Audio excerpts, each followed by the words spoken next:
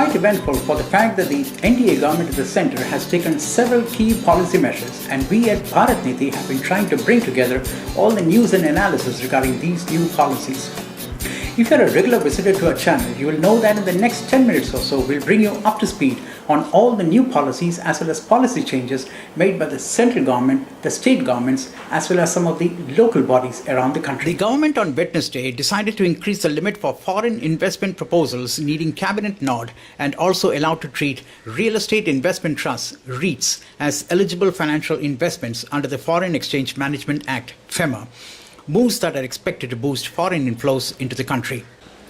The move to increase the limit for investment proposals needing clearance from Cabinet Committee on Economic Affairs from 2,000 crore rupees to 3,000 crore rupees is expected to reduce the time frame for seeking approvals and speed up business. Prime Minister Narendra Modi has decided to allow developers to divest their equity from already completed projects in an attempt to revive private investments in highway sector. This will unlock at least 4,800 crore rupees private equity stuck at present in approximately 80 PPPs, private-public partnership highway projects. The proposal has been hanging fire for the past 2 years, will now go to the cabinet for approval. Developers will be allowed to take out their entire equity from a project after 2 years of start of toll collection. To improve the ease of doing business in India, government on Friday issued easier rules for setting up companies by introducing an integrated electronic application form, INC 29. The Corporate Affairs Ministry has allowed the companies to apply for Director Identification Number, DIN, and reservation of name, among others, through the single e-form. The new e-form has been introduced as part of amendments made to the company's incorporation rules. It can be used for registering one person, private, public, and producer companies. The Labour Ministry has set up a tripartite committee to review the draft code on industrial relations that seek to merge 3 central labour laws and to allow easier retrenchment and closing down norms for firms with more than 300 workers. The decision follows a tripartite meeting by Labour Minister Bandaru Dattatreya on Wednesday to discuss the proposed code that would amalgamate the Trade Unions Act 1926 and Industrial Employment Standing Orders Act 1946 and the Industrial Disputes Act 1947. The union and state governments on Thursday finalized the framework for goods and services tax on interstate commerce, IGST, aimed at removing all irritants that businesses face at present in paying taxes using the credits they have earned on taxes paid previously on raw materials and services. The framework would be formalized as a central IGST Act. The MPOT Committee of State Finance Ministers, which met here, have accepted the report on IGST prepared by central and state officials and discussed the finer points of the proposed central enactment on central GST, CGST, as well as the model state GST, SGST law that states would adopt.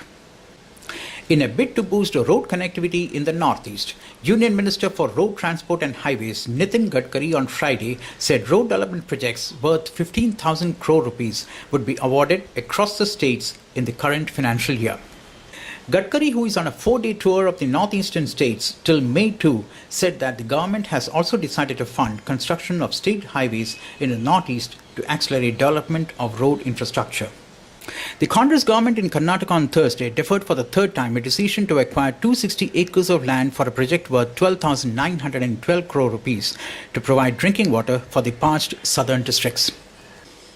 The decision on the Yatnahol project was deferred due to the confusion over which land acquisition norms need to be followed currently. The BJP-led NDA government at the centre has brought in amendments to a 2013 land law introduced by the then UPA government.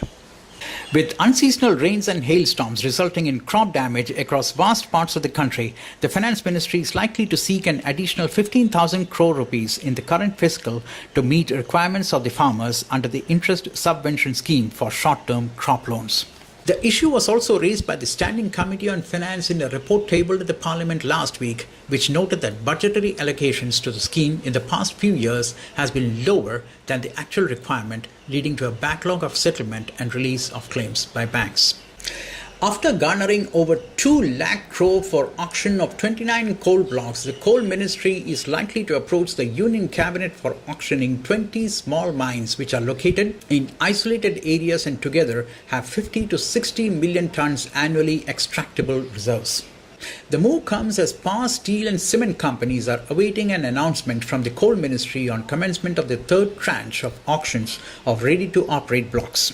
These 20 blocks are separate from the list of mines already finalized for the impending rounds of auctions.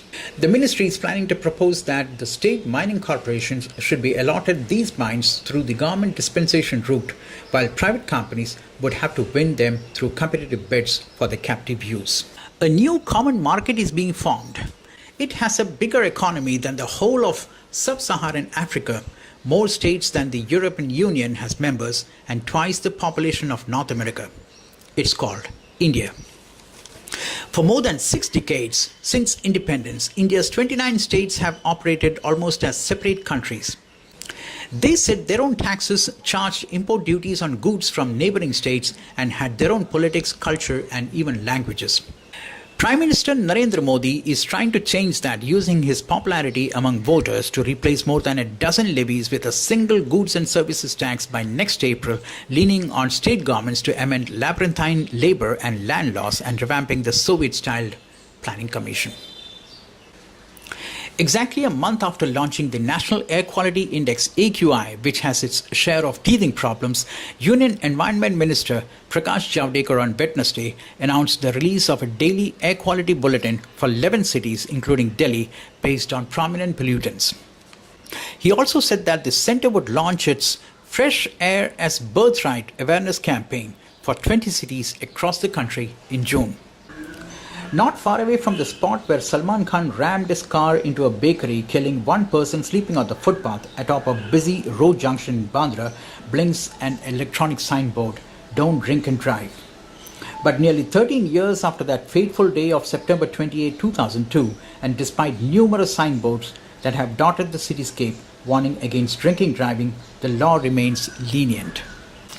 The centre is now considering amendments to the law to make drunk driving a stringent offence. IT major Infosys has again demanded SEZ status for its proposed 75 crore rupees project at Rajahad, Newtown, putting the Mamata Banerjee government on a sticky wicket at a time when it's busy finalising the CM's London trip to showcase Bengal before foreign investors. Infosys has been persisting with its demand for 5 years when Mamata is known to be dead against SEZs. The timing and the tenor of the latest Infosys letter sounds like an ultimatum to the state government. The companies learned to have asked the state government to grant SEZ status or refund the advance payment made for the 50-acre plot. Infosys got the land in 2010, and the then left-front government had promised SEZ status to Infosys founder N.R. Narayan Murthy. The Maharashtra government plans to introduce an SEZ Prevention of Land Speculation Bill during the forthcoming monsoon session to free up more than 25,000 acres of land acquired for Special Economic Zones (SEZs) across the state. The Maharashtra State Housing Department has proposed issuing notices to developers to start industrial production in SEZs within 24 months, failing which the state government will free up the land and use it for affordable housing projects. The Gujarat government has proposed a joint venture with farmers under a new industrial policy. The new Gujarat model encourages farmer groups to give up their land to Gujarat Industrial Development Corporation (GIDC) to develop industrial parks under a JV with GIDC. While the scheme was introduced in a different avatar a few years ago, officials say it would work well at a time when acquiring land for industry has become a sensitive issue. The move promises to be a solution to contain growing discontent over agricultural land acquisition for industrial purposes. In line with Prime Minister Narendra Modi's Make in India campaign, Rajasthan Chief Minister Vasundhara Raje on Tuesday said that her government will extend all help to create a conducive atmosphere to bring in investments and set up industries in the state. Make in India has become a big buzzword today.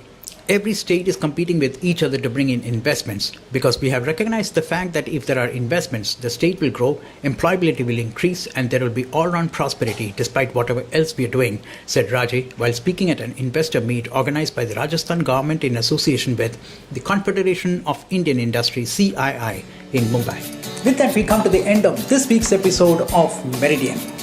We would love to hear from you regarding your opinion on all these policy matters that we discuss here. You can subscribe to our YouTube channel if you want to get regular government policy updates, and click on the like button if you found our news roundup useful. Till the time we meet next, thanks for watching and have a good time.